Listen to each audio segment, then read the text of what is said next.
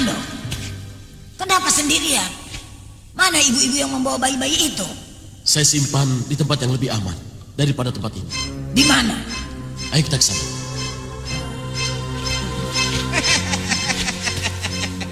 Kamu lemah, lampir.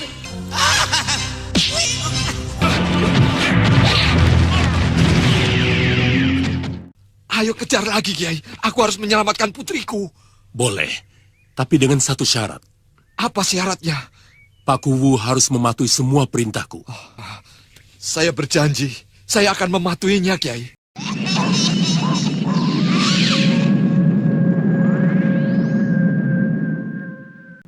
Ayo.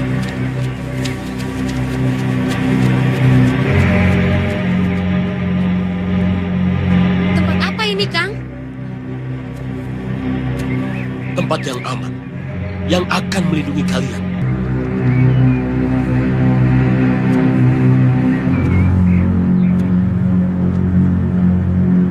Kemana Mak Lampir? Siapa, Kang? Nenekku. Nenek.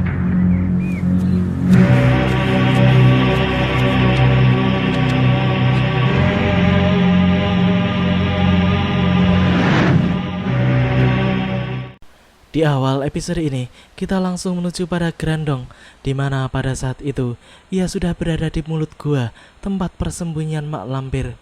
Dan ia kena prank oleh Kalagundang, yang ternyata telah meringkus neneknya terlebih dahulu, dan kini telah dipenjarakan di markas Raja Jin Merah tersebut. Si Grandong itu pun kemudian bergegas menuju markas Kalagundang untuk menyelamatkan Mak Lampir. Sementara itu, di markasnya, Kalagundang pun sedang bercengkarama dengan para anak buahnya terkait dengan Mak Lampir yang kini mereka tawan. Para anak buahnya pun mengira bahwa Kalagundang hendak menikahi Mak Lampir, sebab yang mereka lihat guru mereka itu selalu menggoda si nenek peot ratu golongan hitam tersebut. Kalagundang pun mengatakan bahwa ia tidak akan sudi kawin dengan perempuan iblis seperti Mak Lampir. Di tengah pembicaraan mereka, tiba-tiba saja muncullah Grandong dan langsung bertarung melawan Kalagundang. Grandong, datang ke sini. Berarti cari mati.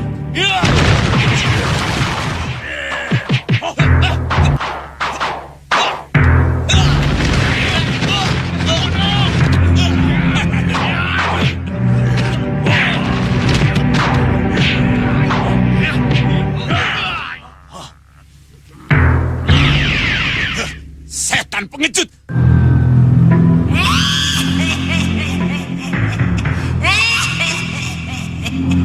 Siapa dia, Kang? Mak Lampir, orang yang akan melayani kita. Jangan takut. Tidak lama lagi, kalian semua akan mengalami kesenangan abadi di sini. Ya, akhirnya Grandong pun mampu menyelamatkan Mak Lampir seorang diri. Keteledoran Kalagundang telah membuat makhluk jelek itu berhasil dengan mudah merebut kembali neneknya. Kini mereka pun telah sampai di gua tempat Mak Lampir semula. Di sana telah menunggu para ibu-ibu sekaligus bayinya yang akan dijadikan korban upacara Durkalameta Mak Lampir. Nenek setan itu pun memeriksa satu persatu bayi yang akan dijadikannya tumbal. Dan ia sangat senang karena tidak ada satupun dari bayi-bayi tersebut yang cacat. Lalu ia pun berbisik serta memberitahukan Grandong bahwa di sore itu juga ia akan melaksanakan upacara persembahan bayi-bayi tersebut. Di sisi lain, tampak Ki Jamas yang sedang menaiki rakit bambunya bersama dengan Wulandari. Mereka tampaknya telah sampai di pulau seberang, dan sang kiai pun sudah mengetahui tempat persembunyian Mak Lampir yang berada di dalam sebuah gua di pulau tersebut. Innalillah. Ada apa, Kiai? Puja Durkalameta. Mak Lampir sedang melakukan upacara puja Durkalameta. Auzubillahi tamma min syarri ma khalaq. Bagaimana, Kiai? Iblis dan setan sedang berpesta dalam puja Durkalameta. Ya, upacara puja Durkalameta sudah dimulai. Kita terlambat. Ya, Mak Lampir sekarang sudah mempunyai kekuatan kembali.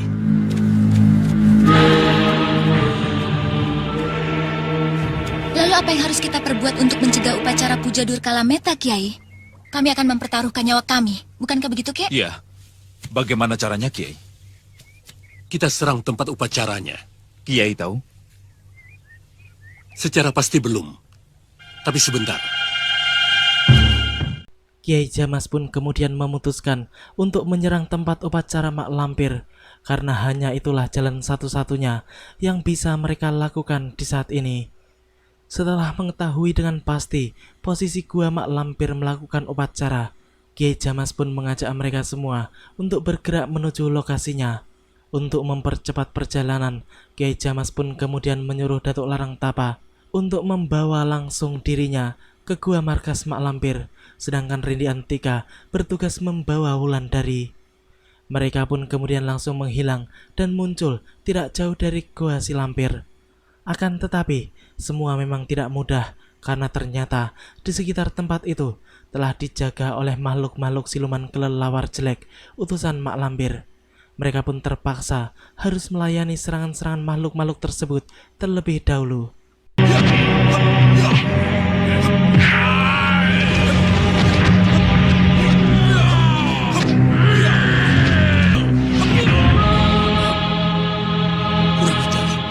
Semuanya ini pasti perintah Mak Lampir untuk menghalang-halangi kita.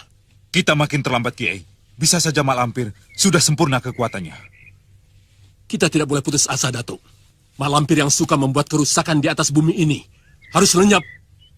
Mari ikut aku. Aku tahu kemana arahnya. Wulan! Ayo! Wulandari! Diam! Wulan! Suara ibuku. Jangan, Wulan. Jangan. Dia ibuku, Kiai. Lepaskan, Kiai. Lepaskan. Jangan, Wulan. Ta'awudz. Baca Al-Fatihah tanpa nafas. Dan juga baca surat perlindungan. Baca, Wulan. Baca.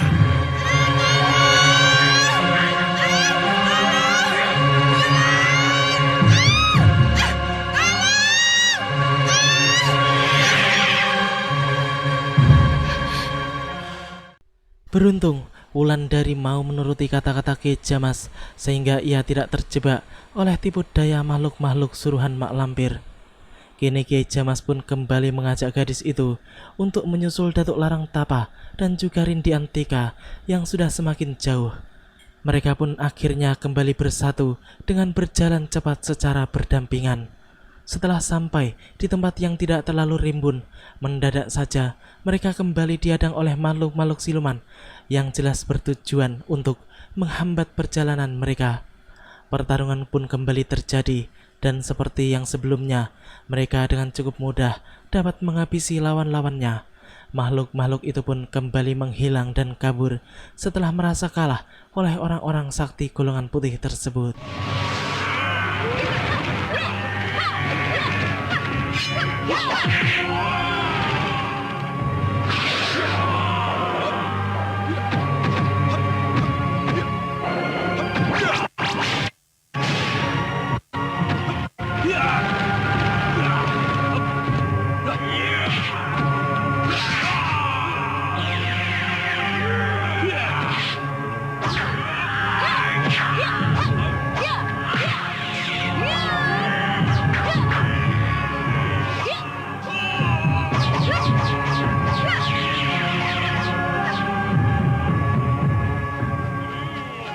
Kenapa dibiarkan lari, Kiai? Kita tangkap mereka.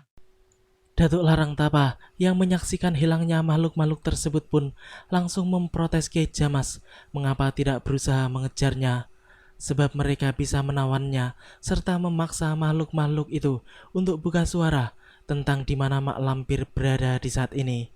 Sang Kiai pun menjelaskan bahwa para siluman itu tidak akan mau mengatakan yang sebenarnya. Yang ada, mereka hanya akan disesatkan oleh para siluman tersebut, sehingga mereka akan semakin jauh dari tempat persembunyian mak lampir. Kiai Jamas pun yakin jika gua persembunyian mak lampir sudah dekat dari situ, sehingga kemudian sang Kiai pun segera mengajak mereka semua untuk cepat-cepat melanjutkan perjalanan. Benar saja, karena baru berjalan sebentar, mereka sudah menemukan sebuah gua yang kemungkinan besar adalah markas mak lampir. Kiai Jamas yang dapat melihat dengan mata batinnya tentang isi gua tersebut pun menjadi sangat terkejut dan miris, sebab ia melihat korban-korban mak lampir berada di dalam sana. Mereka pun kemudian segera memasuki gua, dan di sana tampak sudah tidak ada lagi mak lampir.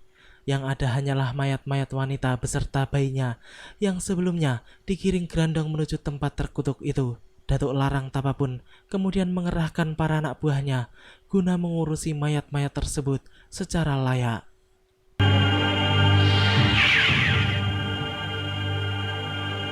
Kami siap menerima titah, Guru.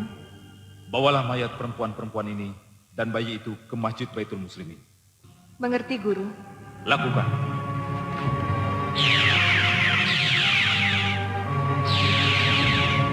Alhamdulillah. Mari Datuk. Sekarang kita leluasa mengejar mak lampir. Iya. Kemana lagi, Kiai? Ke sana, sabar. Innalillah. Ada apa, Kiai? Bayi. Kurang ajar. Kekejaman mak lampir sudah kelewatan. Jangan, Kasihan dia, Kiai. jangan. Bayi itu beracun. Beracun. Kita bersihkan dulu racunnya dengan air. Cari air. Pergilah ke arah selatan. Di sana nanti kau akan mendengarkan suara air mengalir.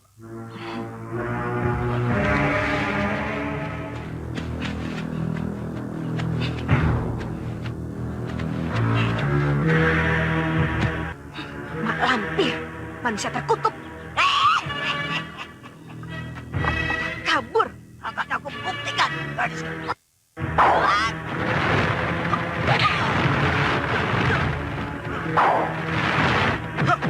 Datuk, Ulan, mak lampir bukan lawanmu. Biar aku yang hadapi. tapi aku tidak takut, Datuk. Jangan membantah, Wulan. Demi kebaikanmu. Ya, Kiai Jamas sudah mengetahui kalau Wulandari akan mendapatkan bahaya, sehingga sang Kiai memerintahkan Datuk Larang Tapa dan Rindi Antika untuk segera menyusulnya. Kini Wulandari pun ingin menghadapi mak lampir.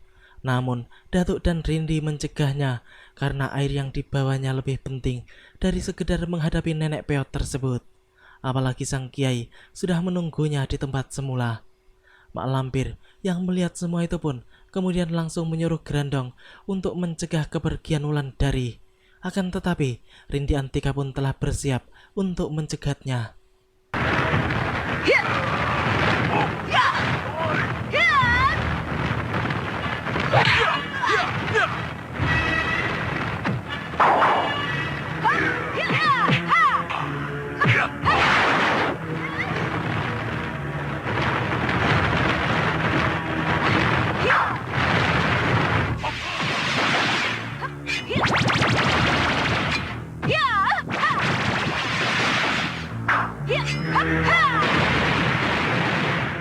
Datuk Larang Tapa dan Rindi Antika akhirnya dapat mencegah niat busuk mak lampir dan Grandong.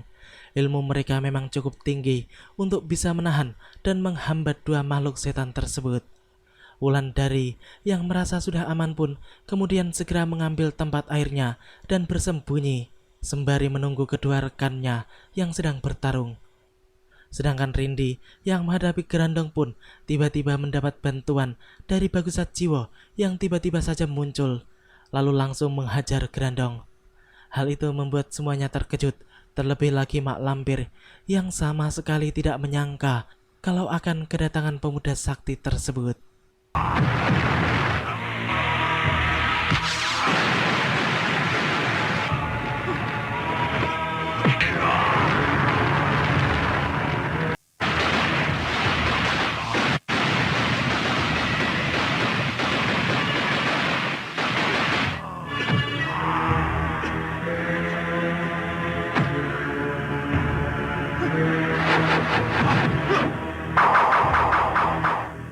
Ayo, keluarkan kesaktianmu, Grandong.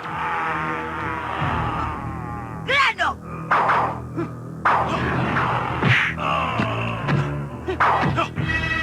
Kau takut, lampir? Jangan mimpi, Datuk. Sekarang aku lebih kuat daripadamu. Mak lampir pun tampak sangat mengkhawatirkan keadaan Grandong yang habis terkena sabetan tombak Nur Alif dengan telak. Ia pun kemudian mencoba untuk mengalahkan Datuk Larang Tapa sesegera mungkin supaya ia bisa segera menolong cucunya itu. Si lampir pun langsung mengeluarkan jurusnya yang paling ampuh sehingga membuat sang datuk menjadi cukup kerepotan dan salah satu pukulan tongkat si lampir sempat mengenainya sehingga ia terpental dan kesakitan. Melihat lawannya itu sedikit lemah, maka Mak Lampir tidak menyia-nyiakan kesempatan tersebut untuk menggunakan pukulan jarak jauhnya guna menghajar lawannya.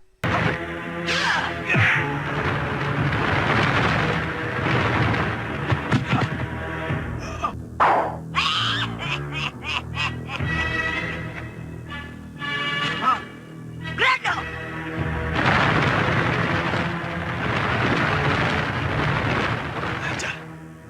Dasar Percuma dicari, nak. Datuk terkena pukulan malampir. Rupanya iya. Tadi kakek bilang tidak apa-apa. Supaya hatimu tenang, Rindi. Tapi kepada Bagusa Jiwo, aku harus bicara apa adanya. Karena aku tidak ingin luka dalamku tambah parah. Maaf, Datuk. Ternyata Datuk Larang Tapa terluka dalam cukup parah setelah terkena pukulan berbahaya Mak Lampir barusan. Bagusa Jiwo pun kemudian mencoba memeriksa luka dalam sang datuk dengan cara melihat telapak tangannya. Pemuda itu pun cukup terkejut setelah melihat telapak tangan sang datuk, sebab pukulan Mak Lampir itu sangat berbahaya dampaknya, dan setahunya hanya Kiai Jamaslah yang dapat mengobati luka dalam tersebut. Kebetulan di saat itu Wulandari masih belum menemui sang kiai, sehingga akhirnya mereka pun bersama-sama bergerak menuju tempat Kiai Jamas berada. Ternyata sedari tadi gerak-geri orang-orang golongan putih itu telah diintai oleh Dewi Sendok bersama dengan Raden Samba. Tidak, mereka bukan dari golongan kita. Tahan, Grandong! Assalamualaikum. Waalaikumsalam warahmatullahi wabarakatuh. Ini Kiai. Innalillahi. Perbuatan terkutuk siapa ini? Mak Lampir. Dengan Grandong? Betul. Dia lagi. Aku betul-betul akan membunuhnya jika bertemu dengan mereka. Bagusa Jiwo tampak sangat kesal melihat bayi korban Mak Lampir tersebut. Sedangkan Kiai Jamas pun segera menyempurnakan jasad bayi itu dengan menguburkannya setelah membersihkannya dengan air.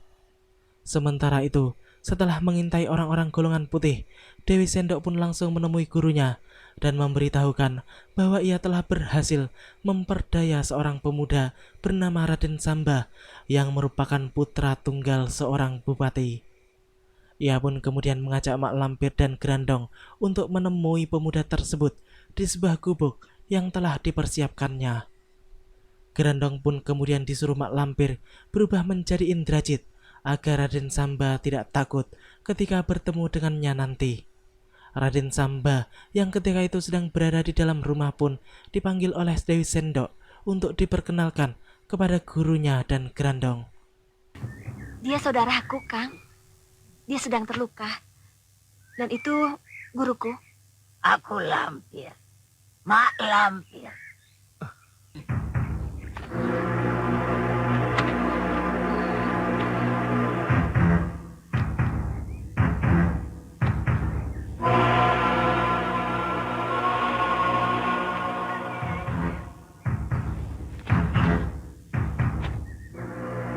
Kurang ajar.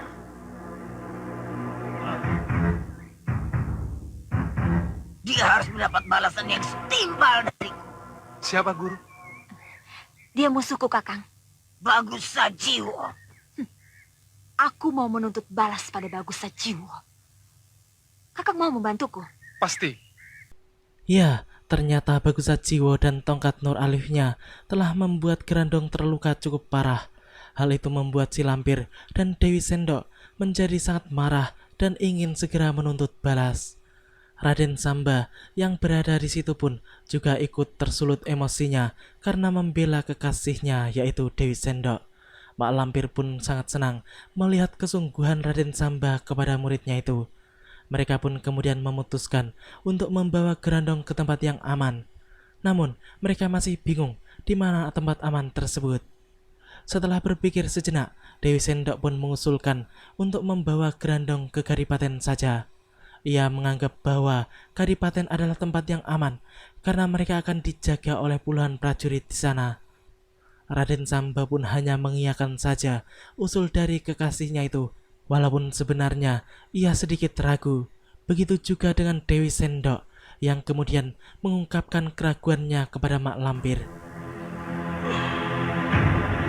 Ada yang aku ragukan jika kita ke Kadipaten, Guru. Meragukan apa? Bagaimana kalau ditolak Kanjeng Tumenggung? Apa Raden Samba tidak bisa menjadi jaminan? Sebenarnya bisa, tapi Guru kan tahu Raden Samba yang sekarang bukan Raden Samba yang dulu. Raden Samba yang sekarang sudah masuk dalam golongan kita.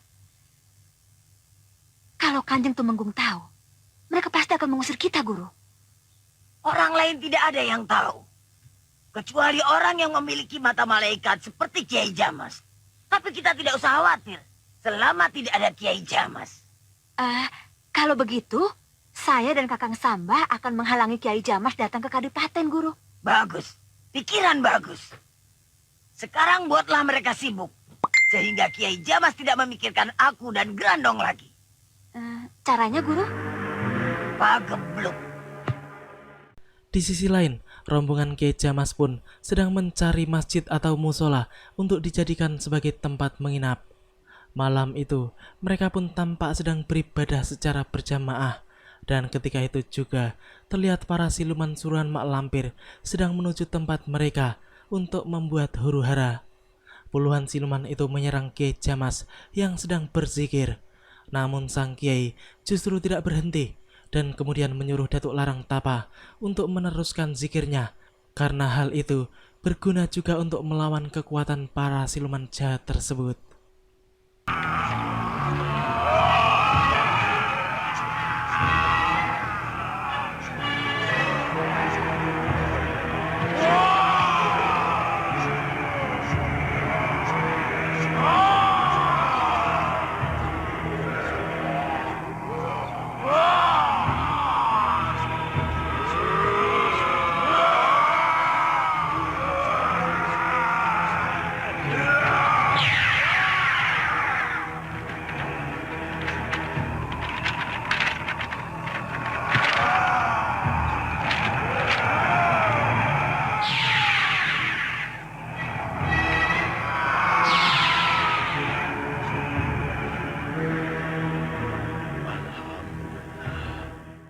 Akhirnya, kekuatan para siluman jahat itu pun tidak mampu menembus benteng langit yang muncul karena zikir yang dilakukan oleh Kiai Jamas dan juga Datuk Larang Tapa. Kini Bagus Sajiwo, Rindiantika, dan Wulandari yang berjaga-jaga di luar pun sama sekali tidak mengetahui tentang peristiwa penyerangan para siluman tersebut. Mereka pun menjadi penasaran sendiri mengapa Kiai Jamas memerintahkan mereka untuk berjaga di luar serta meningkatkan kewaspadaannya. Kiai Jamas tidak pernah main-main. Perkataan beliau selalu terbukti kebenarannya. Coba, aku akan periksa ada apa di kampung ini.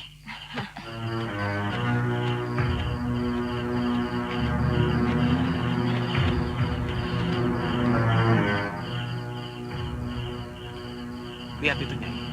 Apa? Bulan itu. Ya, bulan itu kenapa? Di sana ada Nyai. Aku mengaguminya. Andika mengagumi siapa? Wulan. Apa aku tidak salah dengar?